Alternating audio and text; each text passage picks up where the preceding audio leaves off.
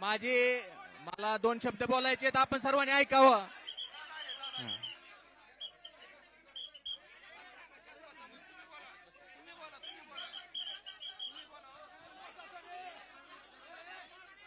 सगळ्याला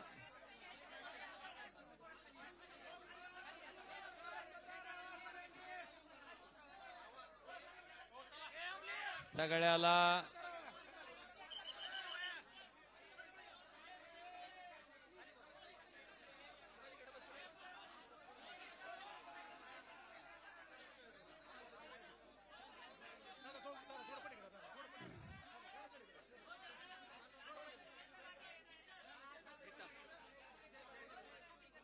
सगळ्याला सगळ्याला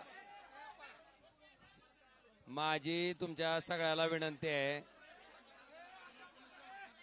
अरे सगळ्याला विनंती आहे की थोडं शांत घ्या. कृपा करून तुमचा आवाज थोडा कमी करा. सगळ्यालाच विनंती आहे, थोडं संयमानं घ्या, शांततेनं घ्या. सगळं झालंय का? आता फक्त आवाज करू नका. आज मी आल्यापासनं धाराशिव लोकसभा मतदारसंघातील माझ्या जीवाभावाच्या सगळ्या लोकांना विनंती केली होती की आज आपण या ठिकाणी उपस्थित राहावं. माझ्या आव्हानाला प्रतिसाद देत माझ्या लोकसभा कार्यक्षेत्रातील सगळी जीवाभावाची माणसं आज या ठिकाणी उपस्थित होती. जवळपास 4:15 पासनं आता 8 वाजत आलेत. सगळ्यांशी चर्चा आम्ही त्या ठिकाणी केली, सगळ्यांचं मत त्या ठिकाणी जाणून घेतलं आणि ही सगळी मतं जाणून घेतल्याच्या नंतर सगळ्या कार्यकर्त्यांच्या, सगळ्या जीवभाव माणसांच्या ज्या सूचना आहेत त्या पद्धतीनं मला थोडी पार्श्वभूमी सांगायची की नुकत्याच झालेल्या स्थानिक स्वराज्य संस्थेच्या निवडणुकीमध्ये सगळे कार्यकर्ते त्या ठिकाणी लढत असताना सुद्धा जर धाराशिव लोकसभा मतदारसंघाचा आपण विचार केला तर एकाही पंचायत समितीमध्ये, नगरपालिकेमध्ये त्या ठिकाणी आम्हाला यश मिळू शकलं नाही. अनेक सामान्य कार्यकर्ते, अतिशय चांगल्या पद्धतीने काम करणारे कार्यकर्ते सुद्धा या निवडणुकीत अतिशय वाईट पद्धतीने त्या ठिकाणी पराभूत झाले.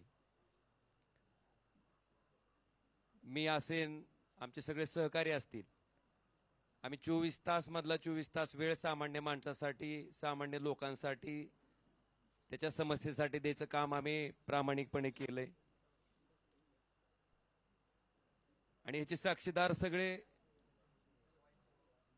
सर्वसामान्य माणसं आहेत. आपल्या सगळ्याच्या माहितीसाठी आमचा कार्यकर्ता, आम्ही कधी कामात कमी पडलोच नाही.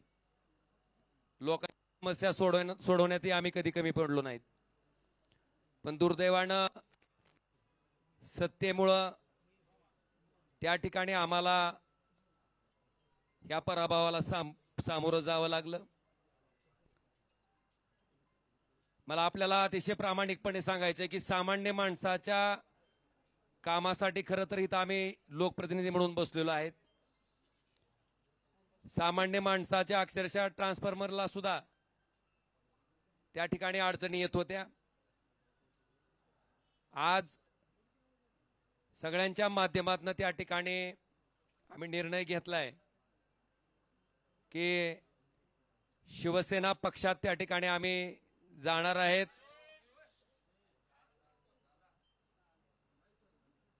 श्री एकनाथ शिंदे साहेबांच्या नेतृत्वाखाली आम्ही त्या ठिकाणी काम करणार आहेत.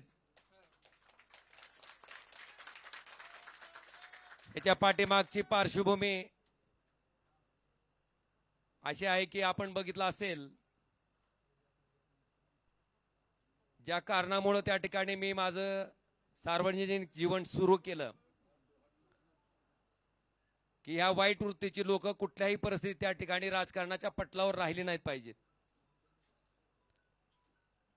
ती भूमिका आजपर्यंत मी त्या ठिकाणी चोखपणे निभावत आलो. कायदेशीर बाबीवर सुद्धा आम्ही त्याच पद्धतीनं पूर्ण आमच्या कुटुंबानं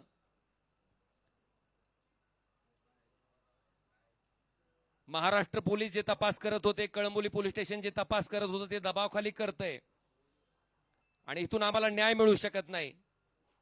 म्हणून हा तपास सीबीआय कडे वर्ग करावा अशी मागणी, अशी याचिका हायकोर्टात केल्याच्या नंतर या हत्याकांडाचा तपास त्या ठिकाणी सीबीआय कडे वर्ग झाला. 20 वर्ष अविरतपणे न्यायालयीन प्रक्रिया चालली. फार मोठ्या अपेक्षा आमच्या कुटुंबाला त्या निकालात होत्या. मेरिटवर निकाल येईल अशी अपेक्षा होती, पण दुर्दैवानं जो काही निकाल आला ज्याच्यामध्ये सन्माननीय न्यायालय म्हणतंय की राजकीय वैमनस्य होतं तेही मान्य करतंय. कुठल्याही हत्याकांडामध्ये उद्देश, मोटिव्ह फार महत्वाचा असतो, तेही न्यायालय मान्य करते. पण दुर्दैवानं कळंबोली पोलीस स्टेशनच्या तपासाला त्या ठिकाणी बेस करून मला वाटतं ज्या पद्धतीचा निकाल आला तो अतिशय दुर्दैवी होता. आणि अशा पद्धतीनं या निकालाचं दुःख, कारण ज्या दिवशी राजेसाहेब गेले त्या दिवशीचं जे दुःख होतं तशाच पद्धतीचं दुःख आमच्या पूर्ण कुटुंबाला काल सहन करावं लागलं. मला वाटतं ह्याच्यामध्ये एक माणूस त्या ठिकाणी सक्षमपणे आमच्या पाठीशी उभा होता आणि त्यांनाही ते पटलेलं नव्हतं. काल ज्या पद्धतीनं निकाल आला त्याच्या बाबतीत सीएम साहेब, देवेंद्रजी फडणवीस, श्री एकनाथ शिंदे साहेब यांच्याशी माझं बोलणं झालं. त्यांनी अमित शहा साहेबांबरोबरही माझं बोलणं करून दिलं. आम्ही त्यांना इतकीच विनंती केली की साहेब आम्हाला कुणाचा फेवर नकोय, पण आम्ही जे संघर्ष मागच्या 20 वर्षापासून करतोय, फक्त न्याय मागतोय, तो न्याय आम्हाला मिळवून द्यावा ही आम्ही कळकळीची विनंती त्या ठिकाणी केली. आणि आदरणीय एकनाथ शिंदे साहेबांनी स्वतः समोर येऊन स्टेटमेंट दिलं आणि सीबीआय त्या ठिकाणी माननीय हायकोर्टात या प्रकरणाबाबतीत अपील दाखल करणार आहे. अपेक्षा इतकीच आहे की केसच्या मेरिटवर त्या ठिकाणी जो न्याय त्या ठिकाणी डावलला गेलाय तो आम्हाला न्याय मिळावा. आणि म्हणून या सगळ्या बाबीचा विचार केल्याच्या नंतर आपण जर आमची इथली राजकीय परिस्थिती बघितली असेल, बऱ्याच मंडळींना वाटतंय की आता तुमचा एक पक्ष त्यांचा एक पक्ष. मी अतिशय प्रामाणिकपणे सांगतो की कुठलाही पक्ष असला तर अशा वृत्तीला राजकारणातनं थांबवण्यासाठी जे काय करावं लागणार आहे त्याच्यासाठी ओमराजे कधीच थांबणार नाही ना मला कोणी रोखू शकते. आज ज्या सत्तेची ताकद घेऊन त्या ठिकाणी आमच्यासारख्या सर्वसामान्य कार्यकर्त्यावर जो अन्याय होतोय, आज गावागावातल्या माणसाला त्या ठिकाणी थांबवलं जातंय. अनेक लोकोपयोगी कामं आहेत.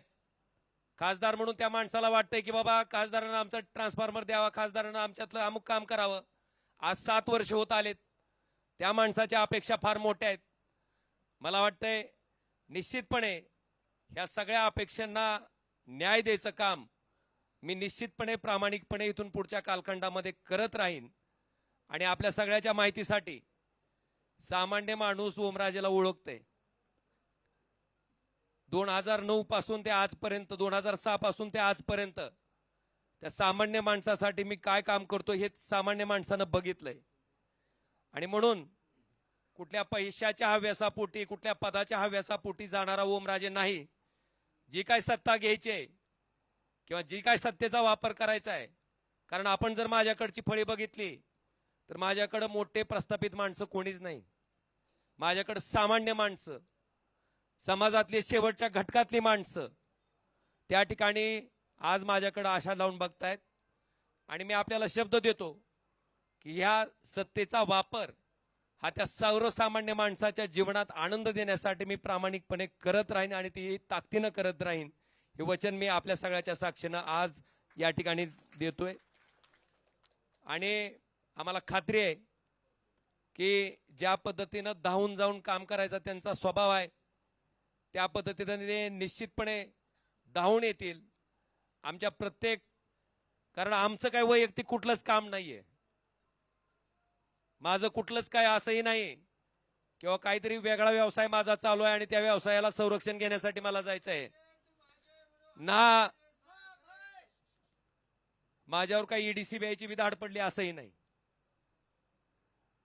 बांधवांनो, प्रामाणिकपणे काम करणारा 24 तास मधला 24 तास वेळ देणारा मी एक सामान्य कार्यकर्ता आहे आणि निश्चितपणे यांच्या नेतृत्वाखाली आम्ही अतिशय चांगल्या पद्धतीचं काम आपण जर बघितलं असेल तर कृष्णा मराठवाडा सिंचन प्रकल्प जो की कित्येक वर्षापासून त्या ठिकाणी अपूर्ण आहे, आपल्याकडे बॅरेजेसची कामं आहेत जे की आम्ही त्यावेळेस सुरू केले होते, त्याचे एस्टिमेट चालू केले होते. मला वाटतंय या सत्तेचा उपयोग कशा पद्धतीने केला जाऊ शकतो हे निश्चितपणे आम्ही धाराशिव लोकसभा मतदारसंघातील जनतेला चांगल्या पद्धतीने त्या ठिकाणी राबवून, नुसत्या घोषणा नाहीत तर त्या राबवून अतिशय चांगल्या पद्धतीनं दाखवून देऊ, हेही वचन मी आजच्या या पत्रकार परिषदेच्या निमित्तानं देतो. आणि निश्चितपणे आदरणीय उद्धवजी, आदरणीय आदित्यजी, बाळासाहेब यांचा सगळ्यांचा मला प्रचंड स्नेह लाभला, त्यांचे आशीर्वाद लाभले, त्यांचं प्रेम लाभलेलं आहे. मला वाटतंय माझ्या मनात, माझ्या तोंडात कधीही कुणाबद्दलही वाईट शब्द कधी आलेला नाही, येणारही नाही. आणि मी मगाशी आमच्या सगळ्या सैनिकांना सुद्धा सगळ्यांना सांगितलं की एकही शब्द भले कुठल्याही प्रकारची कशाही प्रकारची कमेंट पुढे न आली तर मला वाटतंय मातोश्रीबद्दल आपल्याकडनं एकही शब्द जायला नको, ही मी विनंती सगळ्या आमच्या कार्यकर्त्यांना केलेली आहे. मी त्यांचंही मनापासून आभार व्यक्त करतो आणि निश्चितपणे माझा पुढचा जो राजकीय प्रवास आहे हा राजकीय प्रवास सर्वसामान्य माणसाच्या जीवनात आनंदाचे क्षण आणण्यासाठी, त्याला सुखाचे क्षण देण्यासाठी मी कायमस्वरूपी अविरतपणे जसा आधी काम करत आलोय त्याच पद्धतीने अविरतपणे त्यांच्यासाठी काम करत राहीन, हेही वचन देतो.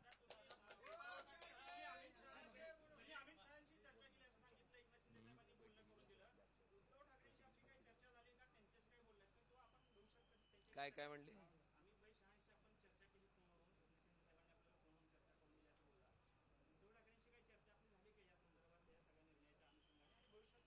कुठल्या कशाबद्दल म्हणताय?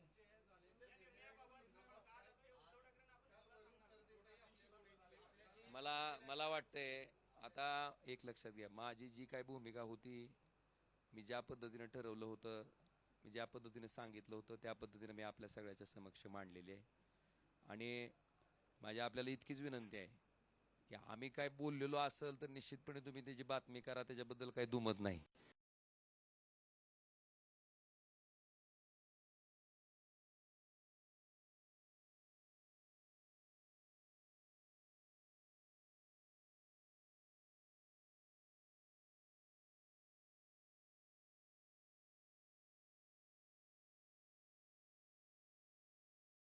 माझ्या कष्टातनं त्या ठिकाणी लोकांना दाखवून देईन, एवढं मात्र मी तुम्हाला आवर्जून सांगतो.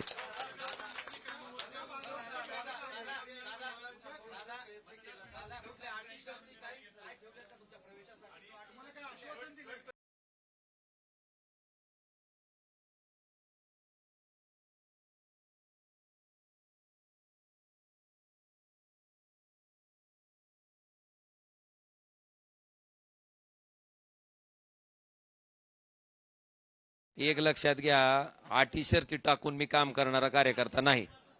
आणि आपल्या माहितीसाठी